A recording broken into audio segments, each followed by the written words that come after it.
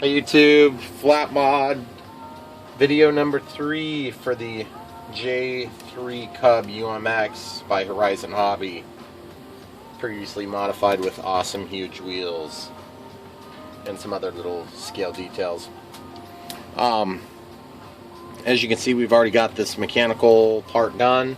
Now we're just working out getting the servo installed, and I've got a little piece of foam that I've cut to fit so that the arm can swing totally free without any obstruction. Not 100% sure where all that's going to need to fit yet. Right now that's about where I'm leaning to put it. Of course I got to kind of get it all situated exactly where I want it, but in that general vicinity there. And then my plan is, of course, you know, at neutral setting, then this will be locked straight back, which will help hopefully with torque issues. I'm not 100% sure how it's going to turn out. We did have a little bit of a torque issue on the P51, which I just did here the other day, trying to learn from my mistakes, if you want to call them mistakes. So anyway, once I get that done, then here's the next thing I pretty much built here is this little control rod that's gonna give us the ability to manipulate the existing control. And so my hope is to kind of figure out and mock up exactly where I want to bend it, because it's very hard to do all this stuff once you're already in the plane. So I've got my little Z bend in there, and I've got my adjustment for last minute adjustments, which really I'm sort of thinking I want that to be pointed the other direction so we can access it while we're inside the airplane. So I'm going to rotate this a little bit here. You just grab both axes and just give it a spin, and that's good, right like that. So that'll go into the plane.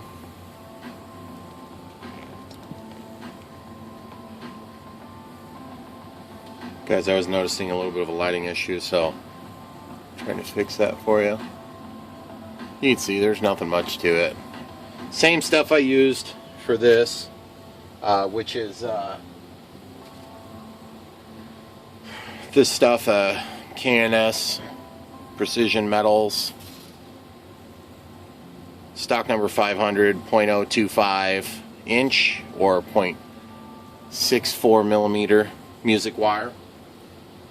Real easy to bend, seems to have enough strength for what we're trying to do here.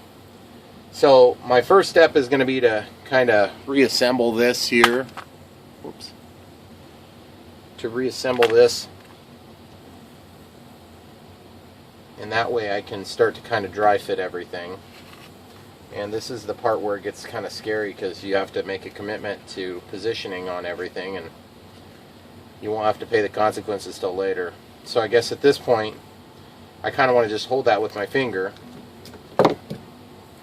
bring it out, make sure you're grabbing at the right angle, so hold it in the servo and make sure that's going to be satisfactory, and then I'm going to just do a loop upward for now. And there's a million different ways you could do this. In my case, it's going to be this way.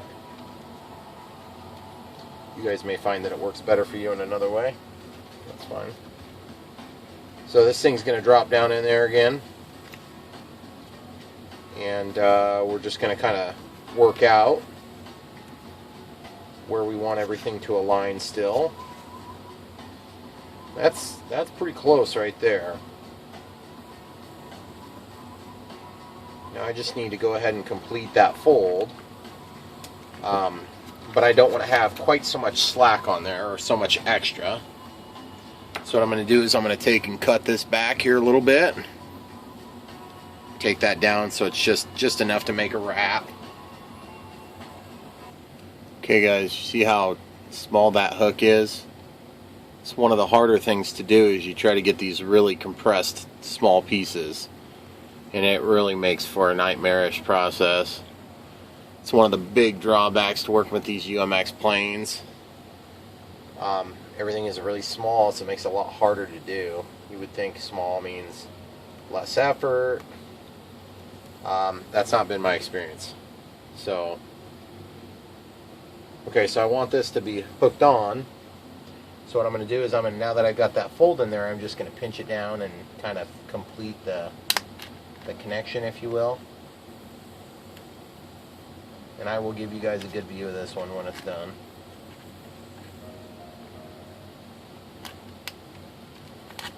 Okay, so now the linkage stays on there. Okay, so I'm allowed to move the flaps by moving the linkage. Now you'll notice if you look real close at this, guys, if you look real close at that, it's not completely shut. If you try to close that up too much, I just about guarantee you're going to bind.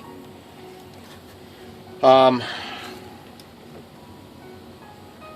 you may not want to have it as open as I've got it still there yet.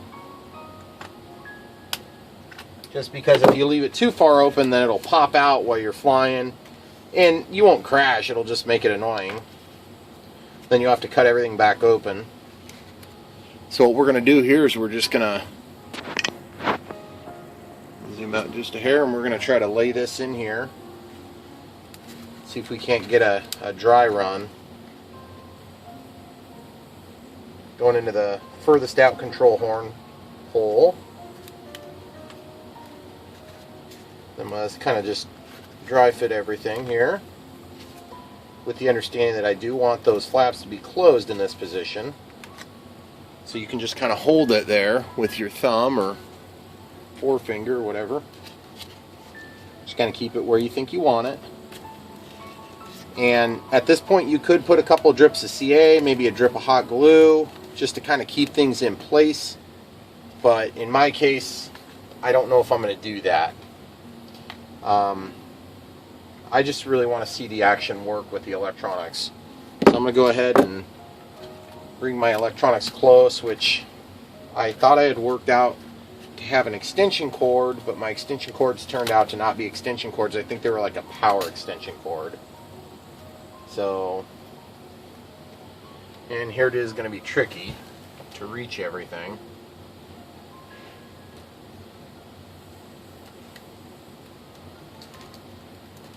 Okay, so it's plugged in. Oh yeah, that's awesome, guys. It does seem to work. No reluctance whatsoever.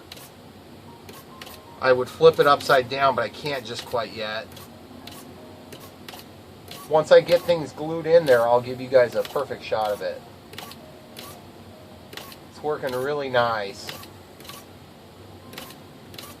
But right now that is the maximum throw, so I'm going to do a little bit more fiddling here. Obviously I just have all this on with the throttle cut on. But you can see if that's the maximum throw, I was getting about, and I mean I've got it set to 145% up and down, and as much as I can set up in my mixing, I could request a little bit more out of it, but you're never going to get more than 150% total output on those.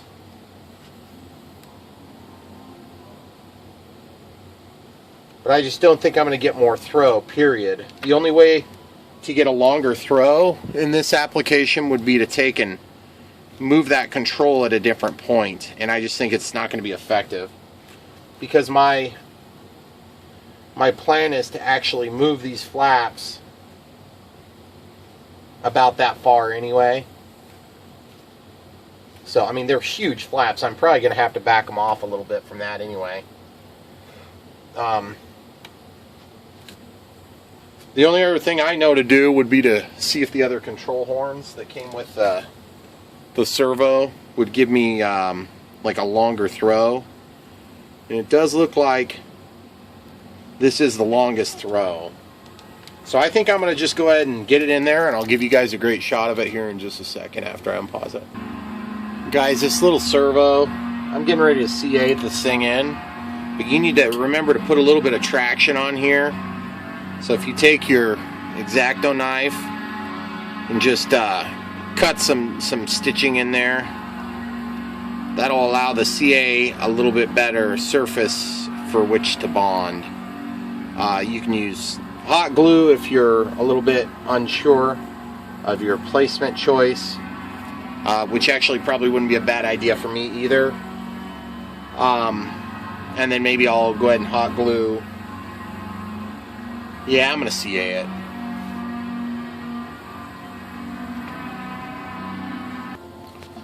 Okay guys, I want to show you one thing before I get ready to glue this servo in. I glued the block in. But how are we going to keep this from falling off to the side like so? And the answer is, we may actually want it to fall down the side, because then we'll get more throw. But it's going to take more leverage. So anyway, I think I'm going to probably go ahead and leave it at the top. And the way you can do this, there's a trick you can do, and that is to take a wire, very small wire, and what you're going to do is you're going to wick some solder into it to actually hold it in place, which works really nice when you're building landing gear and different things like that. I got an idea from somebody once doing that, and it's been a very productive idea, because there's so many times you find yourself in these weird situations where you have to add blocks after you've assembled something. But anyway, you just pull yourself, pull it like that. You don't need to go around 47 times, but I might go around twice in this application just for extra thickness, because it's going to act as like a washer, kind of keep everything tight and tidy. And once you've gone around twice, then of course you're going to take this and you're going to spin it upon itself, and you'll end up with something that looks a little like this. And then you're going to wick solder into that, and that's going to hold it in place. But you do have to kind of turn that, you have to turn that thing tight. So I'm going to do that real quick here. And when I say by turn it tight, you can spin the whole plane while you hang on to the assembly that you're tightening, and that will, it's kind of like twisting your wires before you solder them. Some people like to do that real well, and that helps to kind of hold everything in place. Okay, so then you'll take your soldering iron, which mine is about to be hot here. Try to zoom in as much as I can so you guys can get a shot of it.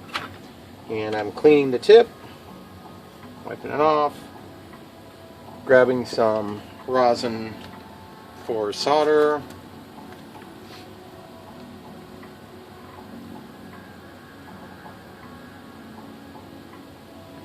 Okay, so we've got that solder on there, and what you're going to notice is that that thing won't move now because it's soldered together.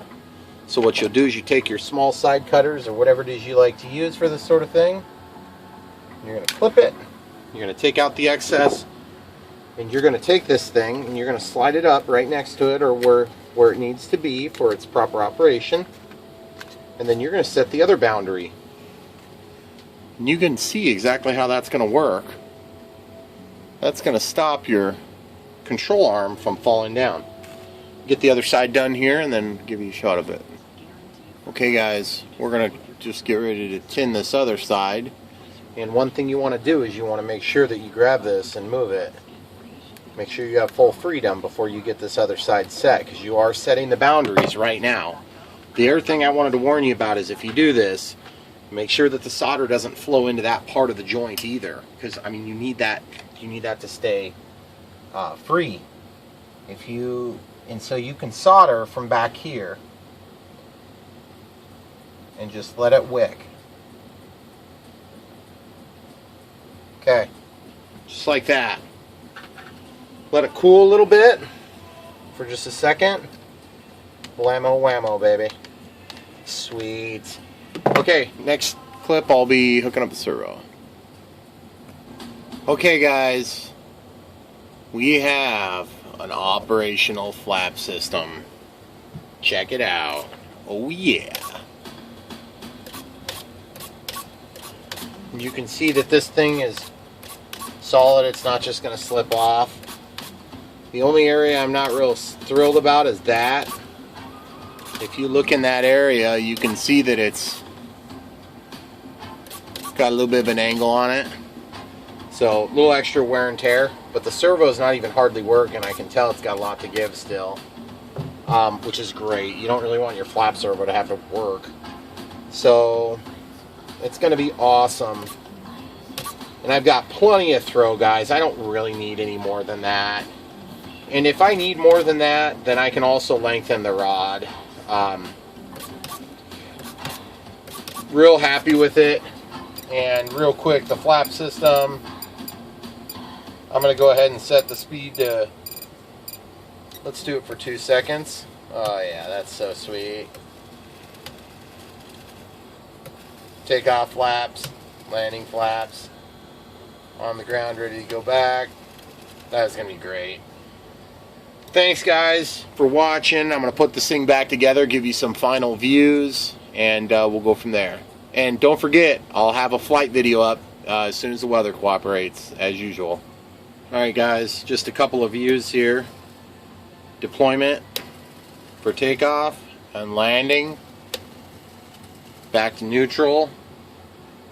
Give you a view from the front here. I'll just flip it upside down and let you see it that way. There's no binding inside, which is great. Because obviously you got wires and stuff for the ailerons and the elevator and the rudder, and all those linkages all go really close to each other. We'll just go to full landing flap setting. Look how massive that deployment is. It's going to be ridiculous. I'm totally going to have to draw that back a little bit. But look how awesome that is, though. Guys, that is so cool. Really excited to see the way this thing flies. And excited to share that with you. I'm sure you'll get a kick out of it. I bet this thing is going to be able to fly very slow. And it might even be able to manage the extra weight of the tires. But before I get into flight mode, I figured I better go ahead and put some LEDs on here. Just because I'm obsessed. So there's going to be some LEDs on this.